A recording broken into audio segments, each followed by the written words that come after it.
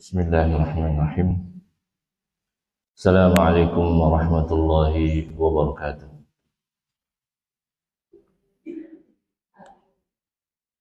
Innal hamdalillah nahmaduhu wa nasta'inuhu wa nastaghfiruh wa natubu ilayhi wa na'udzu billahi min shururi anfusina wa min sayyiati a'malina. May yahdihillahu fala mudilla lahu ومن يضلل فلا هادي له أشهد أن لا إله إلا الله وحده لا شريك له وأشهد أن محمدا عبده ورسوله وأصلي وأسلم على نبينا محمد بن عبد الله وعلى آله وأصحابه ومن سار على نهجه واتبع هداه إلى يوم الدين. وقال تعالى: يا أيها الذين آمنوا اتقوا الله حق تقاته ولا تموتن إلا وأنتم مسلمون. وقال أيضا: يا أيها الذين آمنوا اتقوا الله وقولوا قولا سديدا يصلح لكم أعمالكم ويغفر لكم ذنوبكم ومن يطع الله ورسوله فقد فاز فوزا عظيما. وبعد. Ibu-ibu yang dimuliakan Allah Subhanahu wa taala, alhamdulillah adalah kalimat yang patut senantiasa kita dedikasikan, kita persembahkan kehadirat Allah Azza wa Jalla atas berbagai anugerah dan karunia-Nya kepada kita semua. Dan semoga dari sekian banyak anugerah dan nikmat-Nya, kita berupaya semaksimal mungkin untuk menggunakannya di dalam meningkatkan keimanan dan ketakwaan kita kepada Allah Azza wa Jalla. Karena sungguh tidaklah Allah memberikan nikmat kepada hambanya melainkan untuk memudahkan hamba tersebut di dalam beribadah, di dalam melaksanakan berbagai ketaatan dan ta'abudiyah kepada Allah Subhanahu wa taala. Maka mari kita pastikan bahwa setiap nikmat dan anugerah yang diberikan oleh Allah Subhanahu wa taala adalah kita gunakan untuk beribadah dan taat kepada Allah Subhanahu wa taala. Mengingat tujuan daripada Allah menciptakan kita untuk beribadah kepadanya. Wa ma khalaqtul jinna wal insa illa liya'budun. Ibu-ibu yang dimuliakan Allah Subhanahu wa taala, kita akan lanjutkan bahasan dan kajian kita, di mana kita telah sampai pada pembahasan tentang ghibah, yang mana pada pertemuan yang lalu kita telah selesai membahas mengenai apa itu ghibah dan termasuk larangan hukumnya atau hukum larangan untuk ghibah dan hal-hal yang kita diperbolehkan untuk melakukan ghibah. Selanjutnya ada 3 pembahasan yang masih berkaitan dengan ghibah. Yang pertama adalah al-asbabu al-ba'isatu 'alal ghibah. Sebab-sebab atau hal-hal yang mendorong melakukan ghibah. Berkaitan dengan sebab atau hal-hal yang mendorong seorang melakukan ghibah. Yang pertama disampaikan dalam kitab ini, jasyafal ghaizah bi an yajriya min insanin fi haqqin insanin akhar sababun yujibu ghaizuhu fa kullama hada ghadabuhu tashaffa bi ghibah sahibihi. Maksudnya adalah sebab yang pertama yang mendorong seorang melakukan ghibah adalah menyembuhkan amarahnya. Apa maksudnya di sini? Mari kita lihat dari contoh. Insya Allah jelas makna yang dimaksudkan. Sebagai bentuk contoh, ada berita baik misalnya yang tersebar antara satu dengan yang lainnya. Nah, hal itu menyebabkan salah satunya marah. Nah, ketika amarahnya bergolak, ia bisa sembuh dengan menggibahi temannya. Ada orang memang tipe yang qadarullah dapat sembuh amarahnya dengan menggibahi saudaranya. Ketika saudaranya marah, maka itu menjadikan dia atau memuaskan dirinya sehingga sembuhlah amarah yang ada pada dirinya. Ya. Ini sebab yang pertama. Sebab yang kedua adalah muwafaqatul aqran wa mujamalati ar-rufaqa wa musa'adatuhum. Ada sebab yang dimana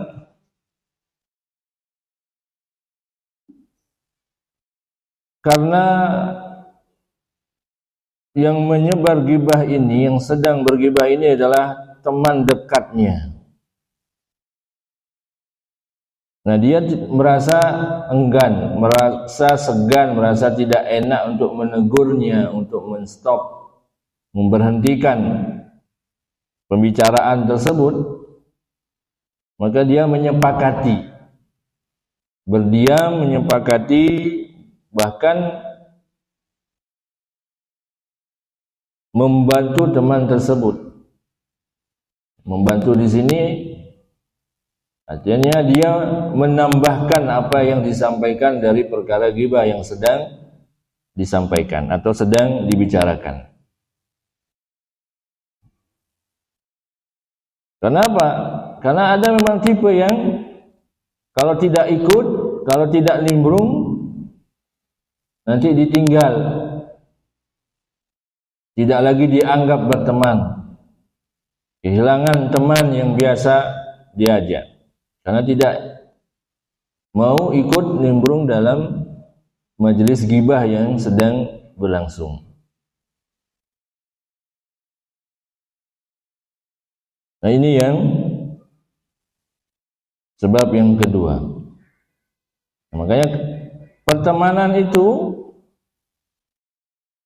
punya efek yang sangat kuat untuk menjadikan seorang itu menjadi orang baik atau sebaliknya.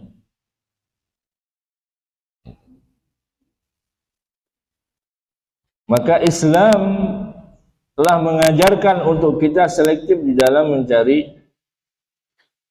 teman, karena dia punya efek pengaruh yang luar biasa. Sebuah syair mengatakan as-sahibu sahib, teman itu menarik, bisa menarik kepada kebaikan, bisa menarik kepada keburukan.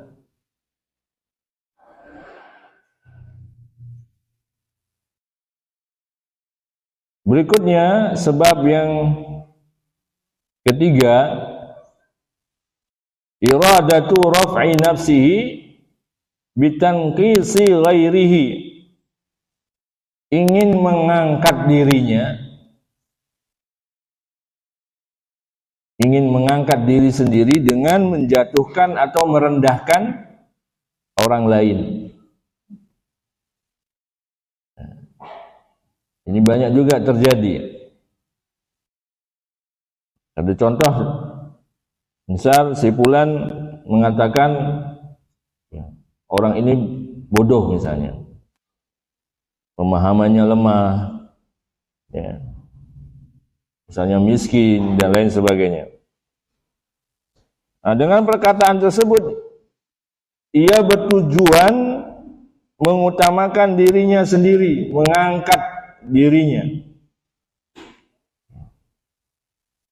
dan memberitahu mereka bahwa ia lebih dari orang yang ia rendahkan.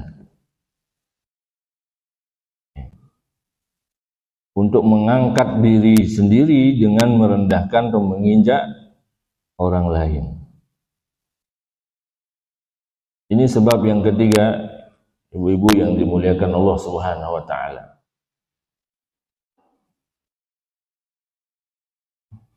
Dan poin yang ketiga ini sangat banyak terjadi di kalangan masyarakat. Kenapa? Terkadang dorongannya juga adalah keinginan mendapatkan validasi, pujian, atau memang ia iri dengan capaian-capaian yang diperoleh oleh temannya atau saudaranya atau siapapun.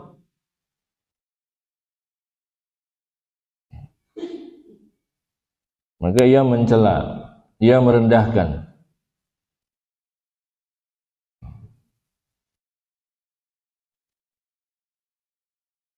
Kemudian berikutnya yang keempat, atau sebab yang keempat,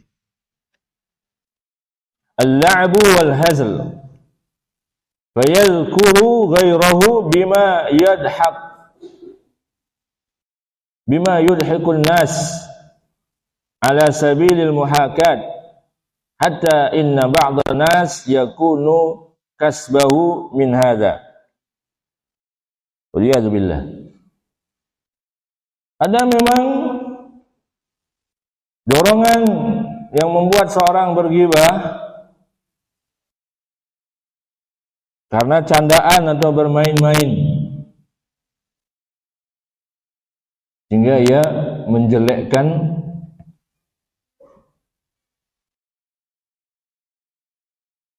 dengan maksud agar dengan pernyataan itu orang menjadi entah tertawa atau ikut mengejek atau ikut mencela dan merendahkan. Dan ini juga banyak terjadi. Bahkan sampai ada yang menjadikan sebagai profesi. Karena untuk mendapatkan cuan, untuk mendapatkan materi, ia melakukan hal semacam ini. Bahkan tidak jarang agama pun, ajaran agama pun digunakan ya, untuk diperolok-olok.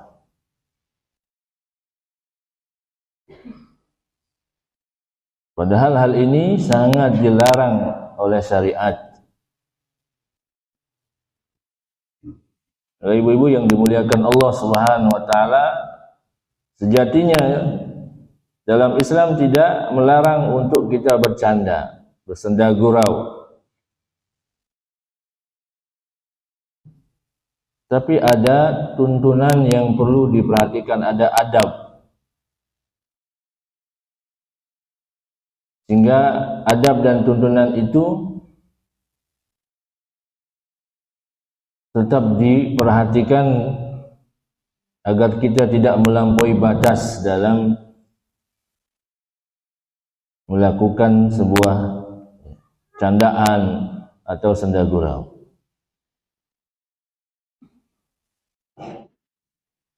Ibu-ibu yang dimuliakan Allah Subhanahu wa taala. Berikutnya, bagaimana kita menerapi agar tidak mudah melakukan ghibah. Disampaikan di sini ilajul ghibah. Ya. Falya'lam al-muktab annahu bil ghibah muta'arridun li sukhtillah wa maqtihi wa anna hasanatihi tantaqilu ila maliktabahu. Pelaku ghibah hendaknya paham, hendaknya sadar bahwa sebab ghibah yang ia lakukan atau ia sampaikan adalah akan mendatangkan amarah Allah Subhanahu wa taala atau murkanya Allah Subhanahu wa taala. Bahkan kebaikan-kebaikannya itu akan beralih kepada orang yang digibahi.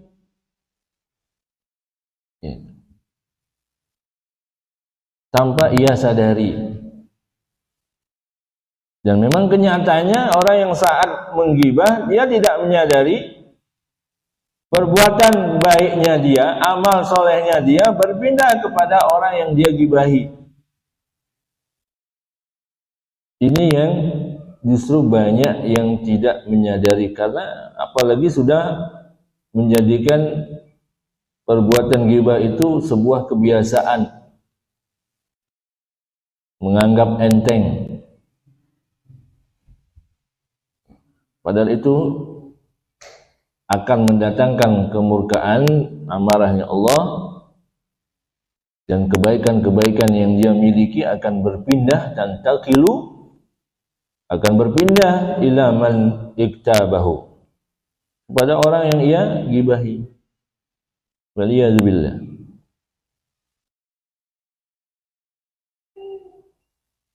Wa illam yakun lahu hasanat naqal ilaihi min sayyiati khasmihi. Kelak nanti kalau misalnya dia berjumpa dengan Allah dalam pengadilan Allah, ia tidak memiliki kebaikan yang dipindahkan kepada orang yang digibahi, maka keburukan-keburukan yang digibahi, keburukan-keburukan orang yang digibahi akan berpindah kepada orang yang menggibahi. Ini berlaku. Nah, bagi orang yang menghadirkan itu semua, dampak-dampak negatif dari menggibah seperti yang tadi disampaikan, yang kita baca, sejatinya akan mengurangi dan mengerim untuk melakukan ghibah. Faman istahdara dzalika lam yutlaq lisanuhu bil ghibah. Lam yutlik lisanahu bil ghibah. Dia tidak akan membiarkan, tidak akan melepas, tidak akan membebaskan lisannya untuk melakukan ghibah. Maka hadirkan ancaman-ancaman Allah, hadirkan bahwa kebaikan-kebaikan kita nanti akan berpindah kepada orang yang kita gibahi. Hadirkan juga bahwa kalau kita kelak nanti enggak punya kebaikan, maka keburukan orang yang kita gibahi akan berpindah kepada kita. Maka ini bisa jadi akan menjadi rem bagi kita untuk berhati-hati, tidak bermudah-mudah menggibah.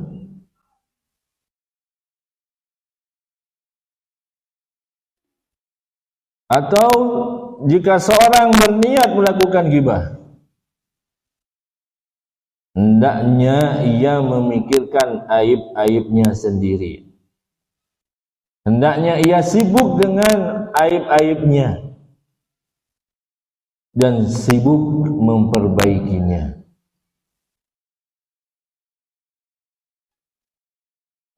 Sehingga dengan itu dia menyadari bahwa ia pun tidak mau aibnya diumbar, keburukan-keburukannya diumbar di hadapan orang lain.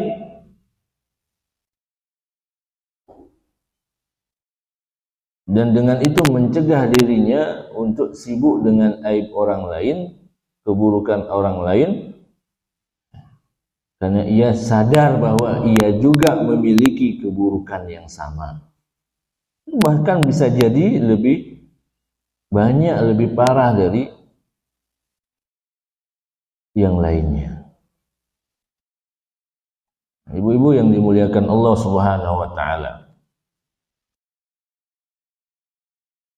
Maka kembali kami mengulangi, untuk mencegah diri kita tidak bermudah-mudah dalam melakukan ghibah. Ini di luar dari ghibah yang dibolehkan, yang ada 6. Yang pertemuan yang lalu sudah kita sebutkan. Ibu-ibu bisa murojaah nantinya.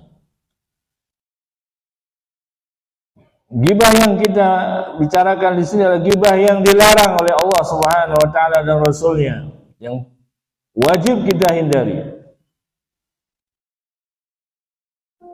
Maka tipsnya, caranya agar kita terhindar, tidak mudah untuk menghibah,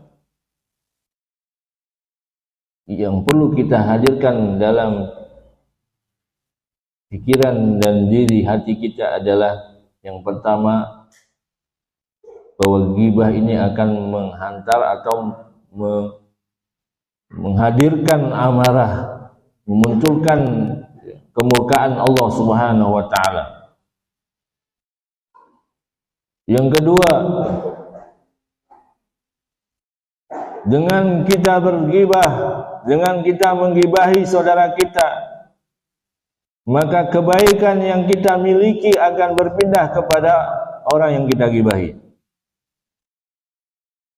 Yang ketiga,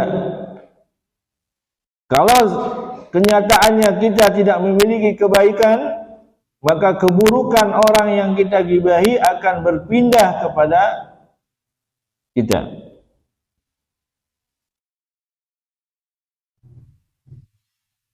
Yang keempat, yang perlu kita hadirkan dalam diri kita agar terhindar dari melakukan ghibah, bahwa sadarlah diri kita juga memiliki aib, bahkan bisa jadi lebih banyak keburukan kita. Kalau kita sendiri tidak ingin diumbar keburukannya, aibnya, demikian pula dengan saudara kita. Maka insya Allah dengan 4 hal tadi yang kita sebutkan, biiznillah akan mencegah diri kita melakukan perkara-perkara ghibah. Ibu-ibu yang dimuliakan Allah Subhanahu wa taala.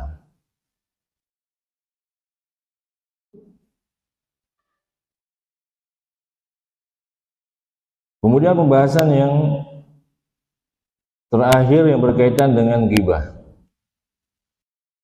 adalah kafaratul ghibah. Kafarah. Apa yang dimaksud dengan kafarah di sini? denda atas pelanggaran terhadap sebuah larangan. Ya. Kafarah namanya.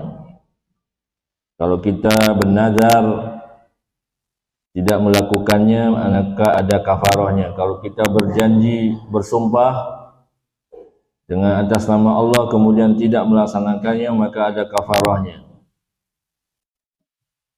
Dan lain sebagainya. Nah, ghibah pun ada kafarahnya. Ya'lam annal muktaba qad jana jinayatain. Orang yang berbuat ghibah telah melakukan dua bentuk kejahatan. Jadi seorang yang melakukan ghibah sesungguhnya dia melakukan dua bentuk kejahatan. Pertama, haqqullah ta'ala iz fa'ala ma nahahu anhu.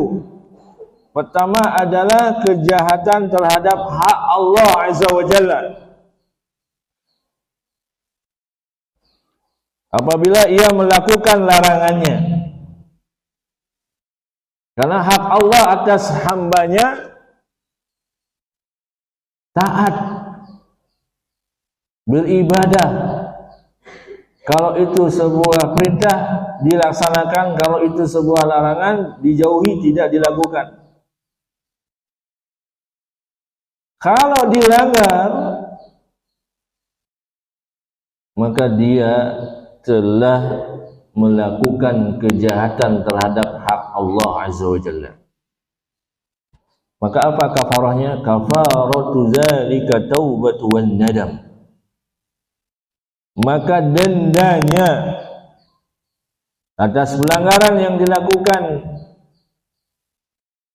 adalah dengan dia bertaubat dan menyesali perbuatannya.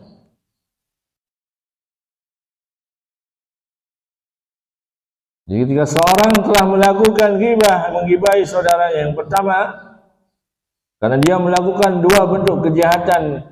Kejahatan yang pertama adalah kejahatan terhadap hak Allah Azza wa Jalla.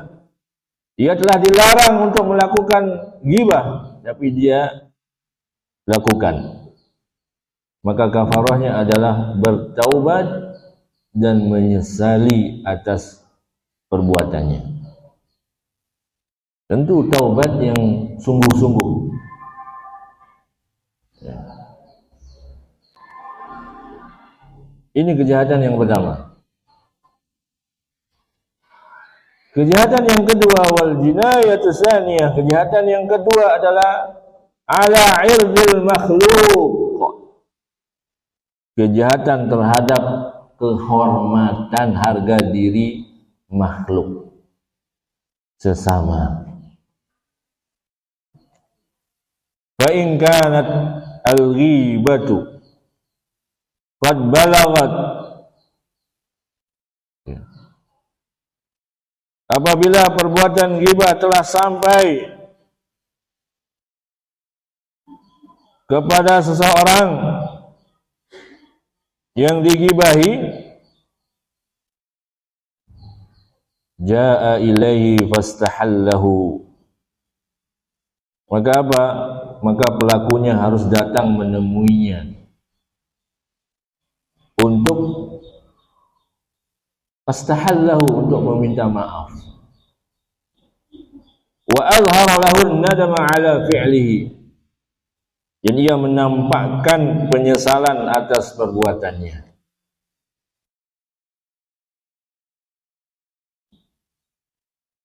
Yang pertama kafarahnya adalah ia harus menemui pelakunya, dia harus menemui yang digibahi. Ya. Tapi yang perlu diperhatikan adalah kalimat yang pertama, fa in kanat al-ghibah qad balagatil rajula.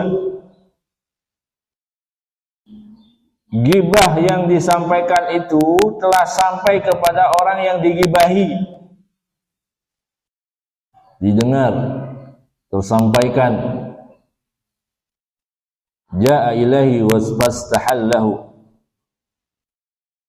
maka ia harus, pelakunya ini harus mendatangi atau menemui orang tersebut untuk meminta maaf serta menampakkan penyesalan atas perbuatan tersebut.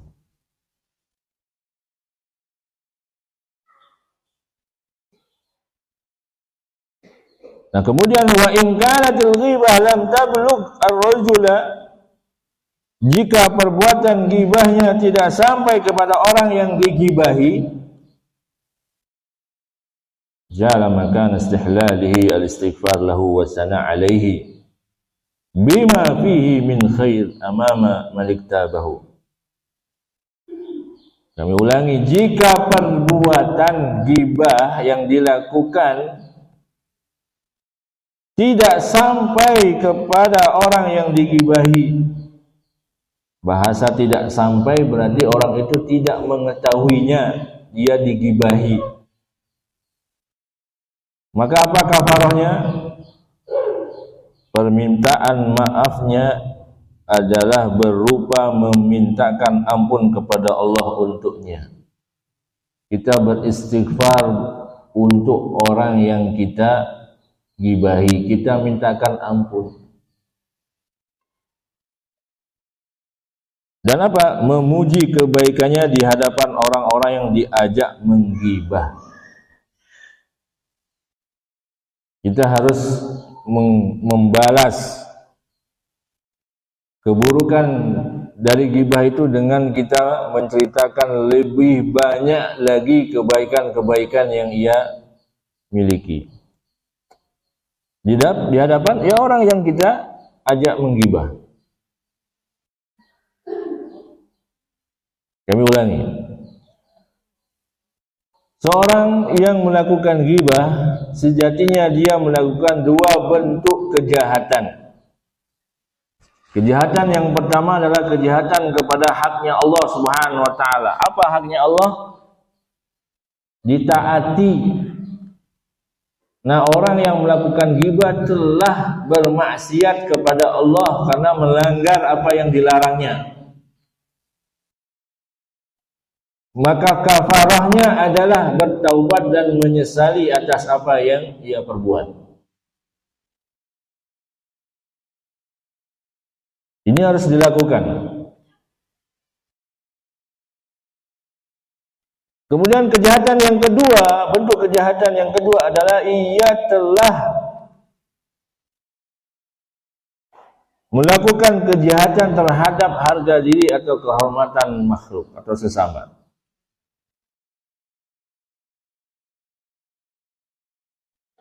Jika kafarahnya ini, jika gibah tersebut sampai kepada orang yang digibahi, maka ia mesti mendatangi orang yang digibahi untuk meminta maaf serta menampakkan penyesalannya atas apa yang ia lakukan atau atas perbuatannya. Jadi yang pertama, dia bertaubat kepada Allah dan menyesalinya. Yang kedua, jika gibah yang dilakukan itu sampai kepada orang yang digibahi, ia harus mendatangi orangnya, meminta maaf, serta menampakkan benar-benar ia menyesal atas perbuatan tersebut. Yang berikutnya, jika gibah yang dia lakukan tidak tersampaikan, tidak sampai kepada orang yang dia gibahi, maka ia memintakan ampun kepada Allah Subhanahu wa taala. Semoga orang yang dia gibahi diampuni oleh Allah dosa-dosanya. Dan memuji kebaikan-kebaikan yang dimiliki orang yang dia gibahi di hadapan orang-orang yang ia ajak menggibah.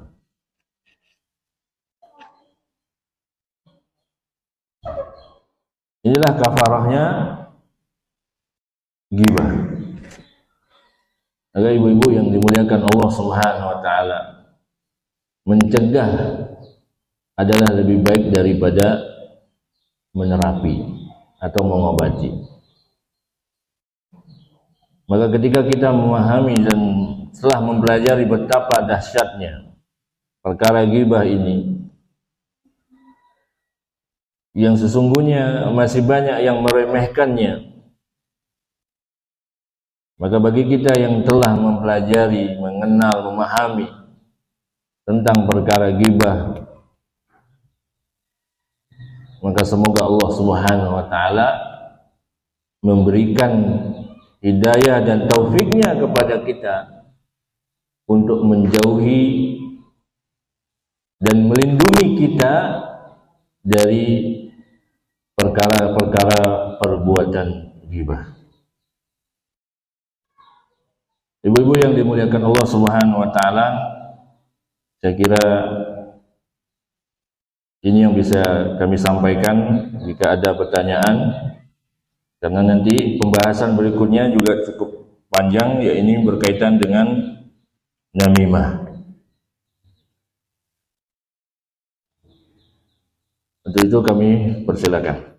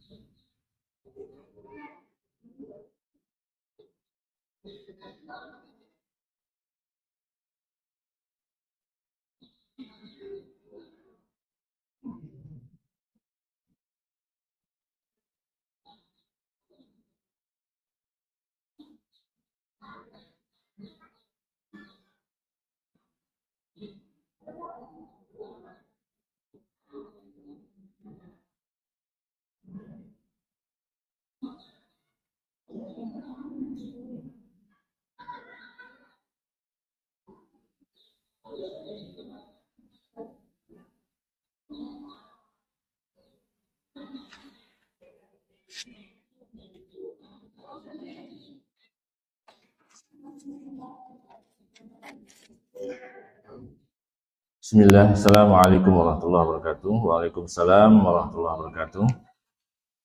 Ini ada pertanyaan dari, semoga Allah limpahkan karunia, keberkahan, segala kebaikan bagi Ustaz dan keluarga. Amin. Ya Rabbal Alamin. Mohon nasihatnya Ustaz.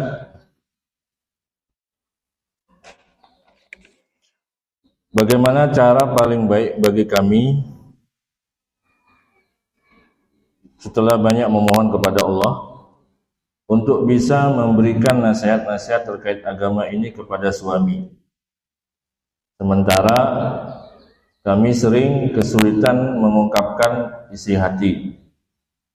Karena seringkali suami sangat sensitif menganggap kami sebagai istri yang durhaka.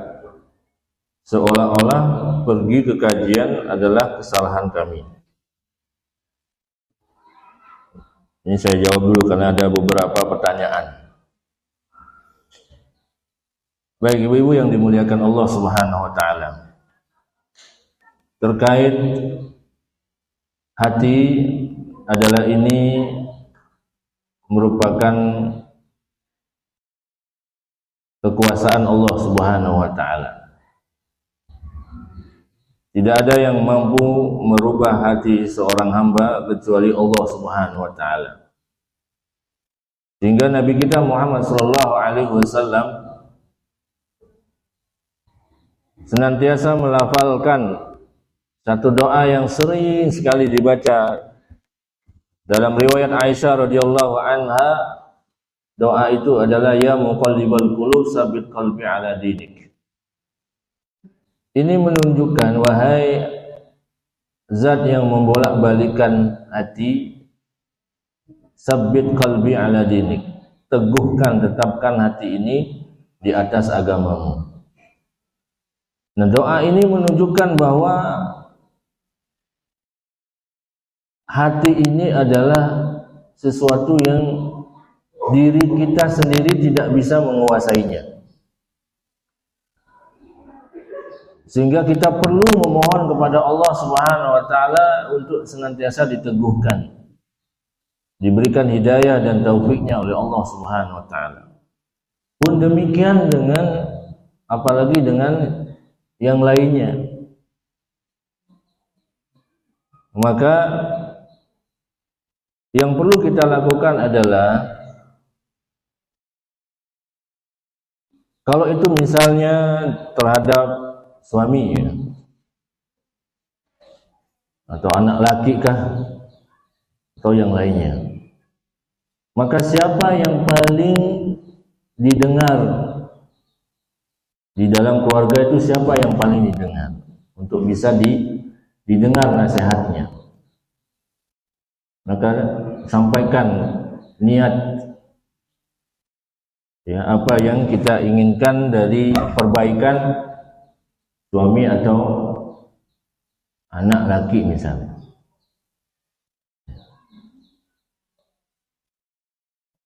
Atau paling tidak kita dalam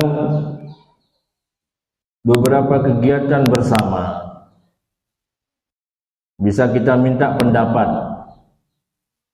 agar tidak terlihat kita sedang menasihati, menggurui dan lain sebagainya. Kita bisa berikan sebuah pertanyaan untuk minta pendapat, dan kita bisa pelan-pelan mengarahkan tanpa ia sadari.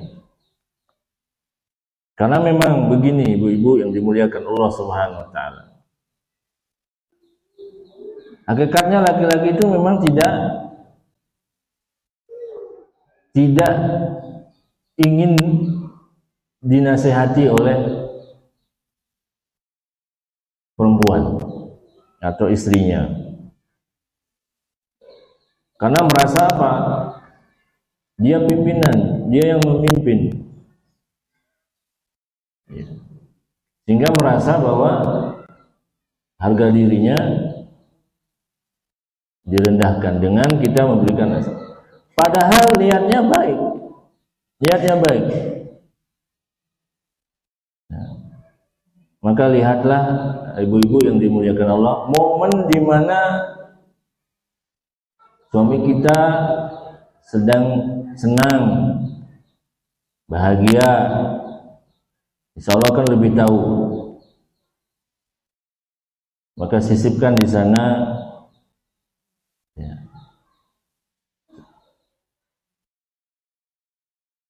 pernyataan-pernyataan yang paling tidak itu menyadarkan dia. Karena sesungguhnya kalau kita langsung menasehati, menegur dan lain sebagainya, itu suami pada hakikatnya susah menerima. Gitu. Maka perlu trik, perlu strategi. Ya, apalagi kita nggak bisa melihat suasana atau kondisi pada dirinya, kemudian kita main berikan nasihat, main menegur dan lain sebagainya, ini akan susah diterima. Justru bukan akan dihargai atas nasihat dan teguran kita, akan menjadi sebab percecokan, ya, keributan, dan bahkan kalau tidak bisa menguasai diri itu akan menjadi hal yang berdampak negatif. Kemudian pertanyaan yang kedua, bagaimana mengetahui bahwa apa yang kami gibahkan kepada seorang telah sampai kepada yang kami gibahi, selain misalkan yang kami gibahi datang mengkonfirmasi atau melabrak? Ya, bisa jadi dari informasi orang, ya, mungkin temannya ya menginformasikan kepada kita,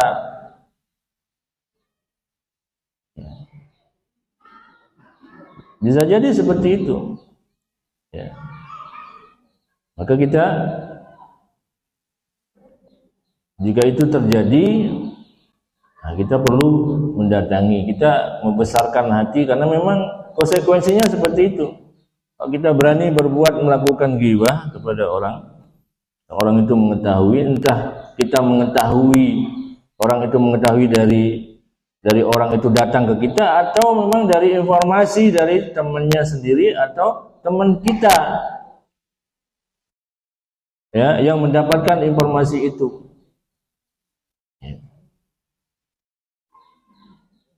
Maka bisa jadi seperti itu. Nah, kemudian yang ketiga, pertanyaan yang ketiga, karena banyaknya pekerjaan rumah seringnya kami kesulitan bisa membaca Quran sesuai target harian jika dibagi dengan membaca terjemahannya. Ya, semisal target baca 1 juz jika dibersamai dengan membaca terjemahannya. Nah, jadi lebih banyak waktu yang harus kami sisihkan. Sementara pekerjaan rumah ya tidak ada habisnya. Mohon nasihatnya. Insyaallah. Yang pertama, ibu-ibu yang dimuliakan Allah Subhanahu wa taala, berbahagialah. Berbahagialah kalau kita masih merasa kurang waktu dalam membaca Quran. Ketika kita punya perhatian terhadap Al-Quran, maka mohonkan kepada Allah agar Allah berikan dan mengatur waktu yang ada, agar diberikan hidayah dan taufiknya kepada kita. Kalau Allah sudah memberikan hidayah dan taufiknya kepada kita, maka Allah akan mengatur, akan memberikan sebab kita mampu mengatur waktu dan cukup untuk kita memberikan bacaan ya, Al-Quran kita, interaksi kita terhadap Al-Quran. Ini yang pertama. Yang kedua, Allah Subhanahu wa taala pun telah berfirman, fattaqullaha mastata'tum. Bertakwalah kepada Allah Subhanahu wa taala semampu yang kita bisa. Terkait ketakwaan, terkait ketaatan, terkait ibadah, itu selalu disertai dengan bahasa istita'ah, sesuai kemampuan. Kalau sudah maksimal yang kita bisa lakukan, sudah, itu berarti maksimal kemampuan yang kita miliki.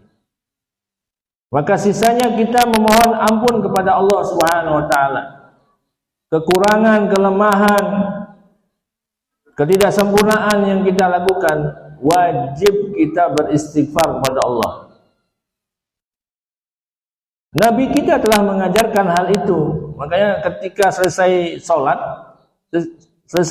Nabi zikir yang pertama kali yang Nabi baca adalah istighfar 3 kali. Itu menunjukkan bahwa bagaimanapun usaha hamba menyempurnakan dalam melaksanakan ibadah, tetap akan ada sisi kurangnya dan lemahnya. Maka kita perlu beristighfar. Ibu-ibu yang dimuliakan Allah Subhanahu wa taala. Kemudian yang ketiga, ya, berikutnya adalah bisa dengan apa? Dengan kita menyentil murotal. Ya. Karena paling tidak pendengaran kita lebih banyak kita dengarkan untuk kalamullah. Maka ini cukup akan menjaga kita dari hal-hal yang negatif yang masuk kepada diri kita melalui pendengaran kita. Bukankah nutrisi hati itu masuk dari 2 pintu, dari penglihatan dan dari pendengaran? Maka ketika kita mampu menjaga apa yang kita dengar dan apa yang kita lihat, insya Allah hati kita akan terselamatkan, akan terjaga dengan baik. Makanya tadi di awal kami mengatakan bahwa merasa gelisah, tidak bisa maksimal berinteraksi dengan Al-Quran, itu adalah sebuah nikmat. Sebuah nikmat dari Allah. Jika itu benar-benar terjadi pada diri kita, maka bersyukurlah bahwa itu adalah sebuah nikmat. Karena di luar sana banyak yang merasa abai, merasa tenang aja, nyaman aja. Tidak baca Quran sehari, 2 hari, 3 hari gak masalah. Dia merasa risih, gelisah dalam dirinya. Waliyadzubillah. Semoga Allah Subhanahu wa taala senantiasa memberikan hidayah dan taufiknya kepada kita semua. Barakallahu fiik.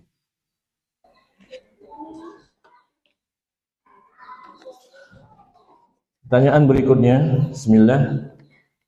Izin bertanya Ustaz, pada saat kita meminta maaf kepada orang yang telah kita gibahi, apakah kita harus menceritakan apa yang telah kita bicarakan atau sekedar dengan ucapan minta maaf saja? Jazakallahu khair. Jazakallahu. Baik.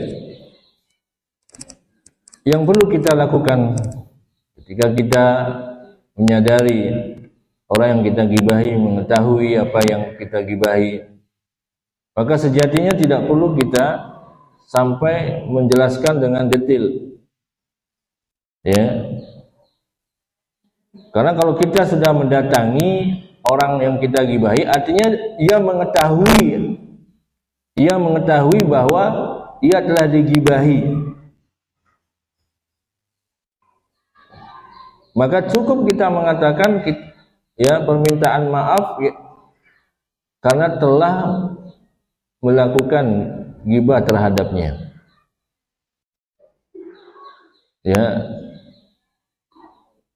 Dan kita meminta dihalalkan, meminta dimaafkan.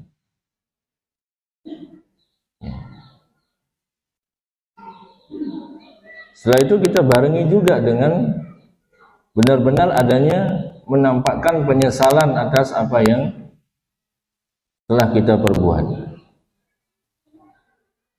Ya. Dan jangan lupa juga, karena kita telah berkata tidak baik,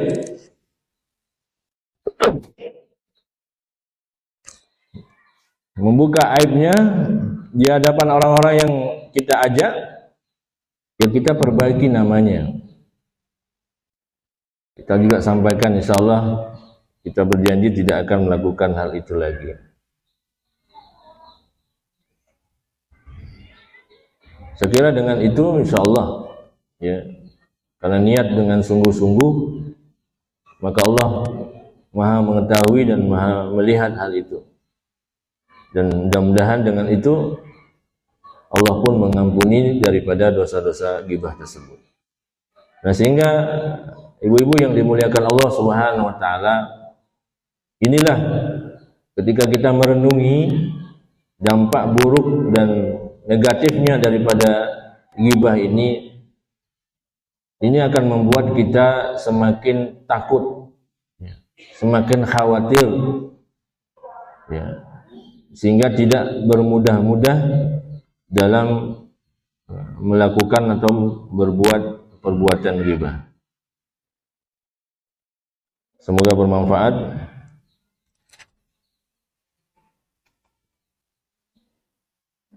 Karena tidak ada pertanyaan lagi, kita tutup dengan doa kafaratul majlis. Subhanallah walhamdulillah, asyhadu an la ilaha illa anta, astaghfiruka wa atubu ilaik. Wassalamualaikum warahmatullahi wabarakatuh.